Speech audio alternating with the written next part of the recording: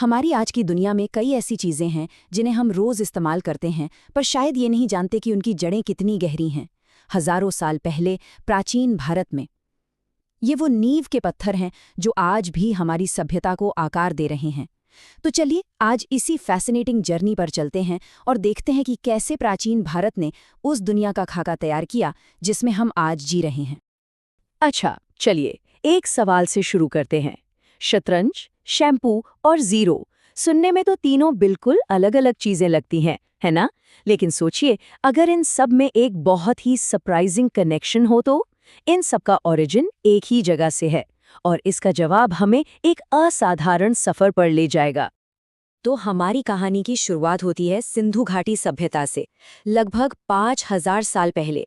ये सिर्फ कुछ पुरानी बस्तियां नहीं थीं, नहीं, ये शहरी जीवन का पहला महान ब्लूप्रिंट था। एक ऐसा मॉडल जिसने आने वाले हजारों सालों के लिए शहरों की नींव रखी। जरा सोचिए, 4000 साल से भी पहले, जब दुनिया के ज्यादातर हिस्सों में शहर बसने शुरू भी नहीं हुए थे, तब यहाँ मोहनजोदाड़ो जैसे शहर बसाए गए थे। और ये कोई बेतरतीब शहर नहीं थे। सड़कें एक दूसरे को 90 डिग्री पर काटती थी, एकदम सटीक ग्रिड पैटर्न। ये उस जमाने के हिसाब से एक अविश्वसनीय रूप से एडवांस्ड अर्बन प्लानिंग थी। और ये शहर हैरान करने वाले आधुनिक थे। पूरे शहर में ढकी हुई नालियों का जाल था, यानी एडवांस्ड सैनिटेशन सिस्टम। ज्यादातर घरों में अपने प्राइवेट बाथरूम और कुएं होते थे। और यहीं पर दुनिया में पहली बार कपड़ों के लिए कपास की खेती शुरू हुई। उनकी मेटोलॉजी यानी धातु कला भी अपने समय से कहीं आगे थी, जैसा कि हम इन खूबसूरत कांस्य कलाकृतियों में देख सकते हैं। अब शहरों की गलियों से निकलकर हम चलते हैं विचारों की दुनिया में। प्राचीन भारत का निर्माण सिर्फ ईंटों और गारे से नहीं हुआ, बल्कि उन गहरे दार्शनिक और आध्यात्मिक विचारों से भी हुआ जिन्होंने हमेशा के लिए इंसानियत की सोच को बदल दिया। इसकी शुरुआत हुई वैदिक काल से, जब वेदों की रचना हुई और ज्ञान विज्ञान की भाषा के तौर पर संस्कृत एस्टैब्लिश हुई। लेकिन फिर 6ठी शताब्दी ईसा पूर्व में एक आध्यात्मिक क्रांति आई। ये वो दौर था जब दो बड़े विश्व धर्मों का उदय हुआ, गौतम बुद्ध की शिक्षाओं से बौद्ध धर्म और महावीर के सिद्धांतों से जैन धर्म। और इसी क्रांति से एक बहुत ही पावरफुल आइडिया निकल कर आया, अहिंसा, यानी किसी भी जीवित प्राणी को चोट न पहुंचाना।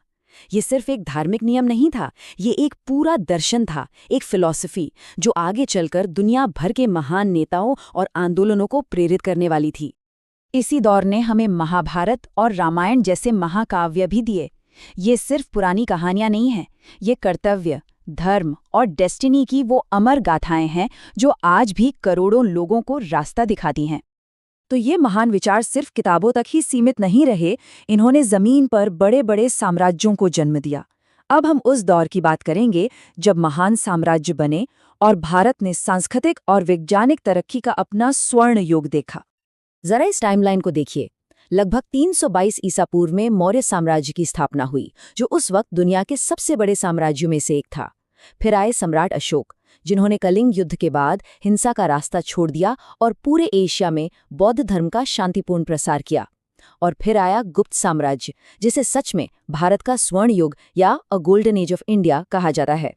इन साम्राज्यों ने सिर्फ जमीनें नहीं जीती, बल्कि शासन करने की कला को भी नई ऊंचाइयां दी।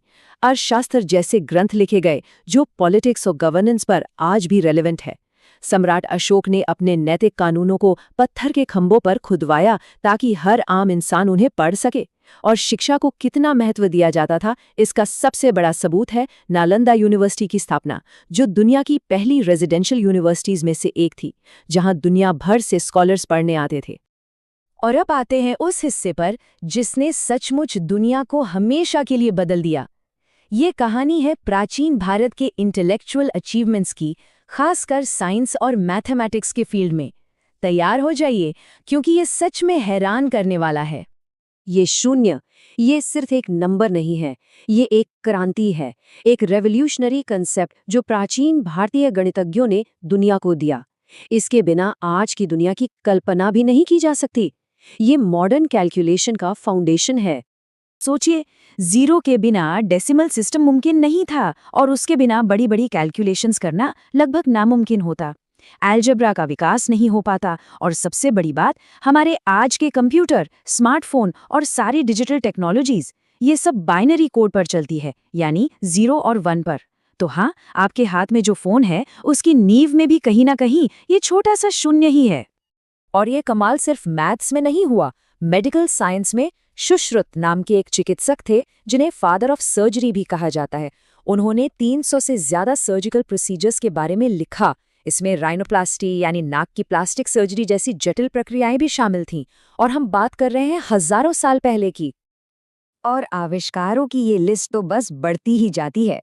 उन्होंने पाई की वैल्यू की एकदम सटीक गणना की, ट्रिग्नोमेट्री की नींव रखी, शतरंज का खेल बनाया जिसे तब चतुरंग कहते थे, और वुड स्टील जैसा बेहतरीन स्टील बनाया जिसकी तलवारें पूरी दुनिया में मशहूर थीं। और तो और, यूरोप से सदियों पहले उन्होंने ये पता लगा लिया था कि पृथ्वी अपनी ही धुरी पर घूमती है। तो ये सारी खोजें और ये महान विचार सिर्फ इतिहास की किताबों में दर्ज कहानियां नहीं हैं।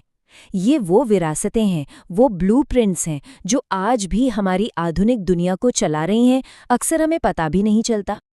अगर हम इसे संक्षेप में देखें तो प्राचीन भारत ने हमें शहरों का ब्लूप्रिंट दिया, सोचने का ब्लूप्रिंट दिया, शासन और शिक्षा का ब्लूप्रिंट दिया, और ज्ञान विज्ञान का ब्लूप्रिंट दिया। ये वो नींव हैं जिन पर आज की दुनिया की कई शानदार इमारतें खड़ी हैं। और अब अंत में एक सवाल सबके लिए, शहरों की प्लानिंग से लेकर हमारे कंप्यूटर के कोड तक, इस शक्तिशाली और स्थायी विरासत को देखते हुए सोचने वाली बात है कि आज 21वीं सदी की इस दुनिया में प्राचीन भारत की कौन सी देन सबसे ज्यादा और सबसे साफ तौर पर दिखाई देती है।